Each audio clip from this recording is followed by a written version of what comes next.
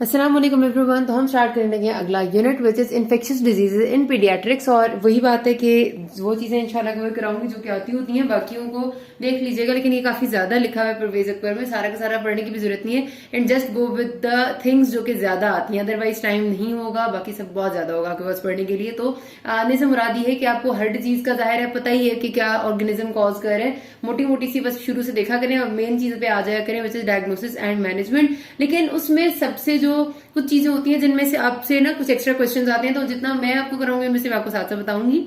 बाकी अगर आप देख सकते हैं तो जरूर देखिएगा। जैसे अब एक्यूट डायरिया है ना, तो इसमें मैनेजमेंट तो इंपॉर्टेंट है, मतलब हिस्ट्री एग्जामिनेशन मैनेजमेंट, लेकिन इसमें कुछ और चीजें इंपॉर्टेंट बहुत ज्यादा हैं, बहुत ही ज्यादा हैं। क्योंकि मैंने आपको जिस तरह बताया कि डायरिया और नमूनिया ये वो चीजें हैं जो कि आपकी फिंगर टिप्स पे होनी चाहिए पीडियाट्रिक्स के हिसाब से। They are so important and many deaths occur because of maltreatment of diarrhoea and pneumonia. और ये वो चीजें हैं जिनको आप आराम से ट्रीट कर सकते हैं, सिर्फ टाइमली मैनेजमेंट की जरूरत होती है जो कि नहीं किया जाता। जब आपको आएगा नहीं तो आप करेंगे कैसे? इस वजह से please pay attention on these things. और एग्जाम पॉइंट ऑफ व्यू से देखा जाए तो भी एक्यूट डायरिया की जैसे अभी आपको पढ़ाने लगी हूं, तो इसमें इसकी इन्वेस्टिगेशन और मैनेजमेंट के अलावा उसकी डायरिया की कॉम्प्लिकेशंस, डिहाइड्रेशन क्लासिफिकेशन, ओआरएस की कॉम्पोजिशन और ट्रीटमेंट प्लान्स बाकायदा क्या क्या होते हैं, माइल्ड, नो डिहाइड्रेशन, सम और सिवियर में, हर चीज इसके बारे में डिटेल में आपसे आती है रिलेटेड टू। इसमें आपका जो डायरिया का IMNCI वाला पोर्शन है वो भी यहीं कवर हो जाता है। इस वजह से आपको दोबारा से अलग से IMNCI को पढ़ना भी नहीं पड़ेगा। तो please pay attention on such topics, ठीक है। जैसे अभी एक्यूट डायरिया है, हद से ज्यादा इंपॉर्टेंट है। आपको पता है कि कोई भी डायरिया तब हम कहते हैं कि जब वो लूज स्टूल्स आते हैं या पैसेज ऑफ 3 और मोर लूज स्टूल्स एक दिन में अगर बच्चा करता है, 3 या 3 से ज्यादा करता है लूज स्टूल्स एक दिन में, और उनकी कंसिस्टेंसी जो है वो सॉफ्टर है देन नॉर्मल, तो उसको हम कहते हैं डायरिया, ठीक है। सॉफ्टर देन नॉर्मल का मतलब ये नहीं है कि वो सॉफ्ट नॉर्मल स्टूल्स है तो वो उसको डायरिया नहीं कहेंगे, डायरिया इज लिक्विडी स्टूल्स, ठीक है बेसिकली। तो 3 का आपने नंबर याद रखना, ये भी इतना सादा सा MCQ है, बच्चे एंजाइटी में इसको कहते थे 3 और मोर स्टूल्स पर डे, ठीक हो गया। अच्छा, अब आपको पता है कि डायरिया की अगर हम एक्यूट डायरिया की बात करें, क्रोनिक डायरिया के कॉजेज अलग तरह के हैं, वो हम अलग से पढ़ेंगे, वो GIT में पढ़ाऊंगी आपको, वो भी बहुत इंपॉर्टेंट टॉपिक है, ठीक है। उसमें सारे आपके मैल एब्जॉर्प्टिव डिसऑर्डर्स बहुत इंपॉर्टेंट होते हैं, वो आ जाते हैं। एक्यूट डायरिया के कॉजेज अलग तरह के। एक्यूट डायरिया में सबसे इंपॉर्टेंट चीज ये होती है कि आपके जो कोई भी GIT का इन्फेक्शन हो गया, ठीक है। एक्यूट का मतलब है कि जिस तरह हमने पढ़ा हुआ है कि अभी अभी है और 2 हफ्ते से कम की हिस्ट्री है डायरिया की, ठीक है। 2 हफ्ते से ज्यादा की हो जाए तो फिर हम उसे क्रॉनिक में लेके जाते हैं। तो एक्यूट में जो आपकी सबसे मेजर पॉजिटिव एजेंट होते हैं वो एक्यूट इन्फेक्शन आ जाते हैं, which includes bacteria, which includes viruses, which includes आपके बहुत सारे पैरासाइट्स एंड प्रोटोजोआ, ठीक है, वो भी आपके कर सकते हैं। और उसके अलावा कुछ ऐसे इन्फेक्शन होते हैं जो कि बेसिकली डायरेक्टली GIT में नहीं होते बल्कि कहीं और हुए होते हैं, और वो आपका सेकेंडरीली GIT को इन्वॉल्व कर देते हैं। जैसे ओटाइटिस मीडिया होता है, बच्चे को नमूनिया होता है, UTI होता है, तो उसको साथ डायरिया भी हो जाता है। या फिर कुछ दवाइयां हैं, आपने देखा होगा कि दवाइयां आप खाते हैं, इवन एडल्ट बंदे भी, मतलब ये भी आपका एक्सपीरियंस होगा कि एंटीबायोटिक्स कुछ ऐसी होती है जो कि लाजमी मोशन जिनसे लग जाते हैं, खासतौर पर बच्चों को, तो वो भी आपने ध्यान में रखना होता है कि what is the cause, it can be a cause of acute diarrhoea, ठीक है।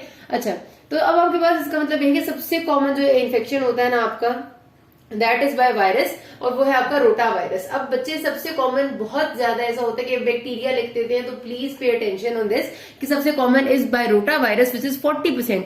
Bacteria is not the most common, bacteria second most common पे आता है विच इज E. coli 25%, ठीक है। मोस्ट कॉमन और सेकंड मोस्ट कॉमन के नाम याद रखा कीजिए, और फिर आपके आ जाते हैं कोई भी मजीद फंजाई या फिर और जो बाकी सारे इन्फेक्शन आते हैं।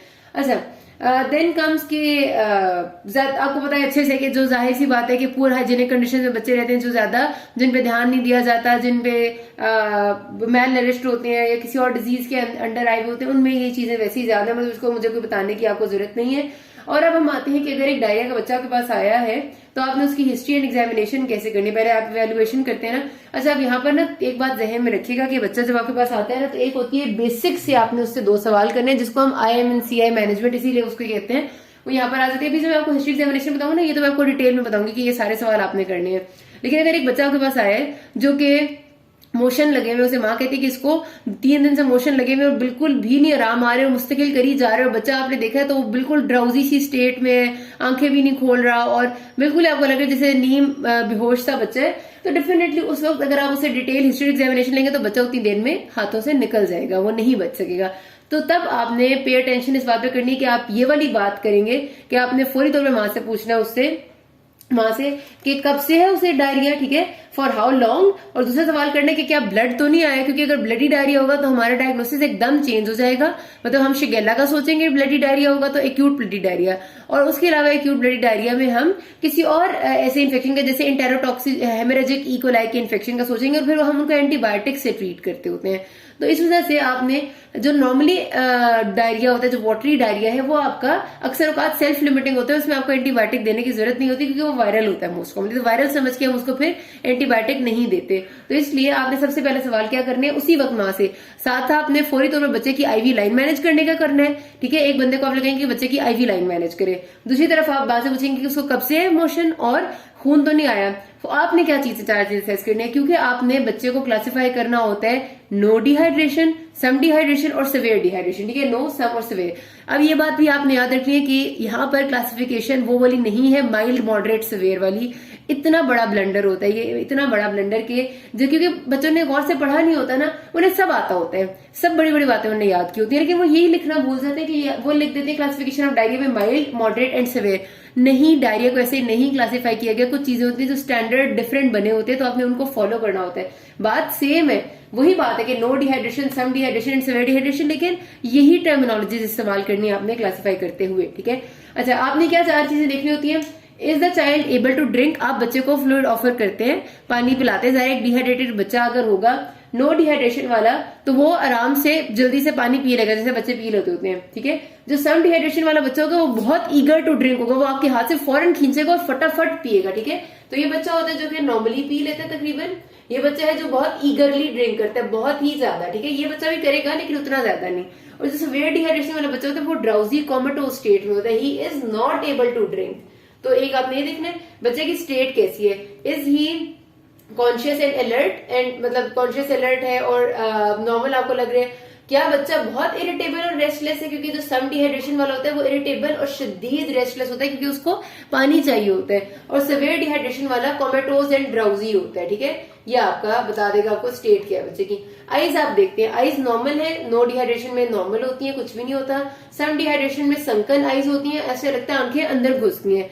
सिवियर डिहाइड्रेशन में very much sunken, severely sunken eyes होती हैं, ठीक है। बिल्कुल ही अंदर घुस जाती हैं आंखों के, गहरे हल्के पड़े हुए नजर आते हैं आपको, कि जैसे पता नहीं क्या हो गया, बच्चा बिल्कुल नजर आ जाता है वो आपको। फिर आपने स्किन पिंच करके देखिए, ज्यादा बच्चे की एब्डोमिनल स्किन ना पेट के साइड से करके देखो, वो सबसे अच्छी होती है। और कभी करके देखेंगे तो आपको बहुत अच्छा याद रहेगा।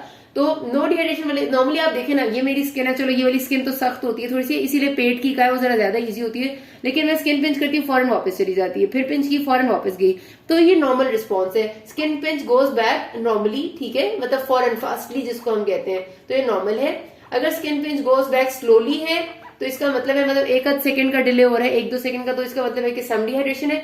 Very slowly up to 4 seconds का डिले हो जाता है, तो वो आपका होता है सिवियर डिहाइड्रेशन में। तो this classification should be on your ऐसे finger tips. This much important. हर जगह आएगी, ऑस्पी में आएगी, वाइवा में आएगी, एमसीक्यूज में आएगी, एससीक्यू में आएगी, हर जगह आएगी। अब आपका, मैं आपको बताई थी कि अगर एक बच्चा, ये आपने देखना होता है, लुक फॉर दीज साइंस, ठीक है। अब इन सबको असेस करते हुए कोई घंटा नहीं लगता, they take only just half of their minute, ठीक है। सवाल आपने इधर पूछे, उधर आपने बच्चे को स्टेट को भी देख लिया, आइज को भी देख लिया। अगर वो बच्चा कॉन्शियस और अलर्ट है और आपको नजर आ रहा है कि इरिटेबल है कुछ, तो आप उसे पानी फ्लूइड देंगे। अगर वो है कोमेटोज या ड्राउजी स्टेट में तो पानी देने की जरूरत ही नहीं है। तो पहले 3 चीजें तो आपने एकदम से असेस हो जाती हैं। साथ ही आप माँ से पूछ रहे, साथ ही आप उसको पिंच करके देख लेंगे, तो आपका 10 सेकेंड्स भी नहीं लगने चाहिए करते हुए। और साथ ही आपने अपनी मैनेजमेंट शुरू कर देनी है। अगर बच्चा सिवियर डिहाइड्रेशन का, नो और सम में आप थोड़ा सा हौसला कर सकते हैं, ठीक है। तो बताने का मकसद ये था कि डिटेल हिस्ट्री और एग्जामिनेशन तब होती है जब बच्चा या तो नो डिहाइड्रेशन का या सम डिहाइड्रेशन का है। लेकिन अगर सिवियर का होता है तो आप ये डिटेल हिस्ट्री एग्जामिनेशन, पहले बच्चे को आईवी लाइन लगाते हैं, उसको फ्लूइड देना स्टार्ट करते हैं, फिर आप हिस्ट्री एग्जामिनेशन वहां से डिटेल लेते हैं, वरना बच्चा नहीं बच सकता। तो कभी भी इवेलुएट पे आएगा तो आपने ये लिखना होता है फरीदों पे, ask for 2 things and look for 4 things. Detail में हिस्ट्री एग्जामिनेशन की अगर आप बात करेंगे तो उसमें then you have to ask some questions के कितने टाइम से उसकी मतलब स्टूल्स है, लूज मोशन है, उनकी सब कुछ पूछेंगे कि उनकी ड्यूरेशन क्या थी, एक दिन में कितने होते थे, उनकी कंसिस्टेंसी क्या थी, क्या वो राइस वाटर स्टूल्स तो नहीं थे, वो कॉलरा की तरफ लेके जाएंगे, स्मेल कैसी होती है, जो आपके सारे क्वेश्चन होते हैं। फिर आप एसोसिएटेड कंप्लेंट्स पूछेंगे, साथ एब्डोमिनल पेन है, वॉमिटिंग है, ब्लड इन स्टूल्स है, बच्चे को फीवर तो नहीं है, उसके साथ आप उसकी फिर बाकी कंप्लेंट्स हैं, जिस तरह मैंने आपसे कहा कि सिस्टेमिक इलनेसेस, कोई नमूनिया तो नहीं है, उसको यूटीआई तो नहीं हुआ हुआ, उसको कोई कान का इन्फेक्शन या कहीं और इन्फेक्शन तो नहीं हुआ हुआ, क्योंकि उनसे डायरिया होता था, इसने फिर दवाई तो नहीं खाई, कोई एंटीबायोटिक तो नहीं इस्तेमाल किया आपने, क्योंकि वो भी आपका इन्फेक्शन कॉज कर देती है, ठीक है। या कोई ऐसी खुराक तो नहीं आपने दी जिससे, जो आपने पहली बार इसको दी हो, क्योंकि बच्चों में अक्सर औकात माएँ अगर कोई गर्म चीज खिला देती है, कोई ऐसी चीज जो बच्चे को सूटेबल नहीं होती, तो भी डायरिया हो जाता है। तो ये क्वेश्चन आपने फिर उसके बाद सारे पूछने होते हैं, जो एक नॉर्मल हिस्ट्री का पार्ट है। एग्जामिनेशन में आप करेंगे वही बच्चे का जनरल बिहेवियर, और उसके बाद जो 4 इंपॉर्टेंट 3 चीजें थी वो तो मैंने आपको बता दी, जो आपने एग्जामिनेशन में करनी है कि eye state, drink and pinch, and then उसके बाद आपने बच्चे की जो डायरिया में जरूर असेस करना है वो उसका एब्डोमेन खुद पैल्पेट करके देखेंगे, आपको अंदाजा हो जाएगा कि डिस्टेंडेड है, टेंडर है, नॉर्मल है, गार्डेड है, कैसा है, उससे आपको अंदाजा होगा। बावल साउंड्स पॉजिटिव है यानी हाइपर डायनेमिक बावल साउंड्स है, ठीक है, क्योंकि अगर आपका एब्डोमेन शदीद टेंडर है तो हो सकता है कोई गैस्ट्रोएंटेराइटिस हुआ हो बच्चे को, उसकी हो सकता है गट लूप्स ही स्वॉलन हो, तो फिर आपको उसके लिए लाजमी तौर पर बच्चे को लॉन्ग टर्म ट्रीटमेंट जरा सही से देनी होती है। अच्छा, इंटीरियर फॉन्टेनेले आपने जरूर एग्जामिन करना है, क्योंकि इंटीरियर फॉन्टेनेले बच्चों का, जो छोटे बच्चे होते हैं ना, उनका बंद नहीं होता तो वो डिप्रेस हो जाता है जब डिहाइड्रेट होते हैं, तो वो आपको डिहाइड्रेशन के स्टेटस का बताते हैं। कभी भी कोई बच्चा आपके पास अगर आए ना, मान लेके किसी बीमारी के साथ, और छोटा बच्चा आपको पता है कि इंटीरियर फॉन्टेनेले भी बंद नहीं हुआ, तो जरूर उसका फॉन्टेनेले चेक कर लें, आपको वैसे ही अंदाजा हो जाएगा। अगर बल्जिंग होगा तो हो सकता है उसको आप बल्जिंग का मतलब होगा उसके दिमाग में कोई इन्फेक्शन है, हाइड्रोकेफिलस टाइप कुछ चल रहा है, इंक्रीज आईसीपी प्रेशर चल रहा है, इंट्राक्रेनियल प्रेशर, तो वो आपको पता चल जाएगा। अगर डिप्रेस्ड है तो वो जाहिर है डिहाइड्रेशन में है। अच्छा जी, ये होगी आपकी हिस्ट्री एग्जामिनेशन। फिर आपने इन्वेस्टिगेशंस क्या करानी है। एक्यूट डायरिया जो नॉर्मली सिंपल सा होता है कि माँ कहती है कि 3 दिन से मोशन लगे हुए हैं और ठीक नहीं हो रहे थे, और अभी वो इस तरह के दिन में 2-3 दफा करता है, पानी की तरह ही है, और कोई खास दवाई नहीं दी, कोई इन्फेक्शन नहीं हुआ, तो नॉर्मली कोई खास इन्वेस्टिगेशन की भी जरूरत नहीं होती, और हम उन्हें लेबल करके नो या सम डिहाइड्रेशन, सम होगा तो आपको थोड़ी देर एडमिट रखना होता है, नो होता है तो आप घर में ट्रीटमेंट प्लान में आपको बताऊंगी वो दे देते हैं, इन्वेस्टिगेशन की जरूरत ही नहीं पड़ती। इन्वेस्टिगेशन तब कराते हैं जब आपको कोई चीज, कोई फाइंडिंग ऐसी मिलती है कि आपको कॉम्प्लिकेशन लगती है, जैसे ब्लड सीपी आप करा लेते हैं। ज्यादातर ये होता है जब आपको कोई खास ऐसा इन्फेक्शन लग रहा होता है, जैसे बैक्टीरियल इन्फेक्शन या कोई प्रोटोजोल इन्फेक्शन, तब आप कराते हैं, ठीक है। बैक्टीरियल इन्फेक्शन के साथ फीवर हो सकता है, बच्चे को हो भी सकता है, नहीं भी हो सकता है, लेकिन इफ यू आर सस्पेक्टिंग तो आप करा लें। तो ब्लड सीपी आप कराते हैं, ब्लड काउंट्स में अगर कोई सिस्टेमिकली इन्फेक्ट हो चुका है तो फिर हो सकता है ल्यूकोसाइटोसिस आ जाए।